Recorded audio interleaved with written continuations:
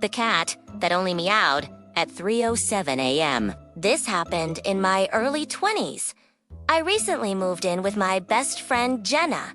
We got a new place, all new furniture. The only thing that wasn't new was my cat, Pickles. Yes, Pickles the cat has her own Instagram page.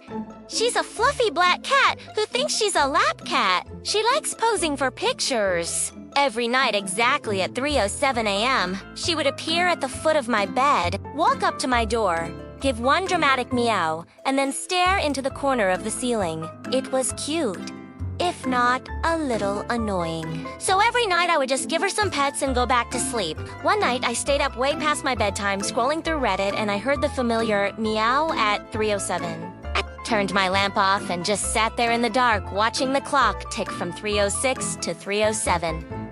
Right on cue, Pickles entered my room and gave a dramatic meow, and then stared into the corner of the ceiling. I grabbed my flashlight and shined it around the room. There was nothing there. Nothing at all. I went back to my computer and Googled cat meows at 3:07 demons. And a screen filled with creepy forums telling me that the only way to get rid of the demon was to perform an exorcism.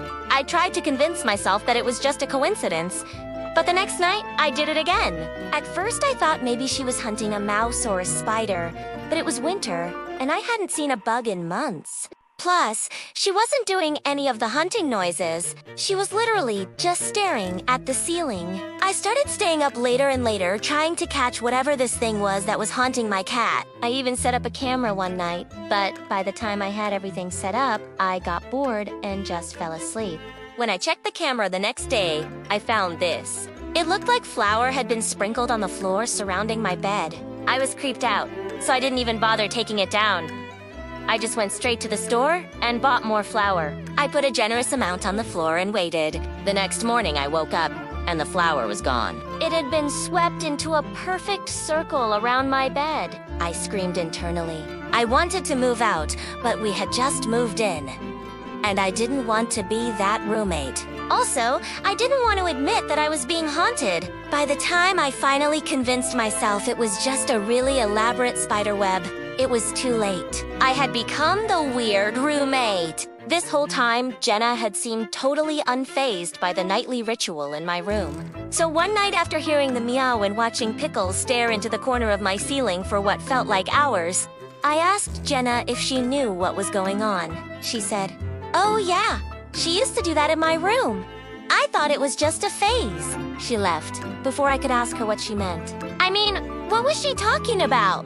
What phase? Ghost phases, I guess. Phases are bangs and bad exes, not ghost rituals with cats. Pickles wasn't done with me yet, though. On the 7th night, I woke up and she was sitting on my chest. She stared at me for a moment with her wide green eyes, and then without making a sound, she let out a creepy whisper like purr. I bolted out of bed and ran to the living room. I grabbed a blanket, the first thing I saw, wrapped myself in it, and started searching for the nearest hiding spot. I grabbed my Bible and a spray bottle and hid under the coffee table. As I peeked out from under the table, I heard the floorboard above me creak.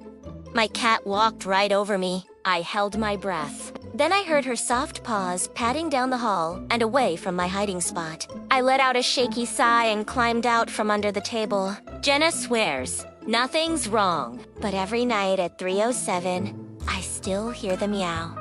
And sometimes, even when Pickles isn't in my room. And now you know my cat, the cat that only meows at 3:07 a.m. If you enjoyed this video, don't forget to like and subscribe.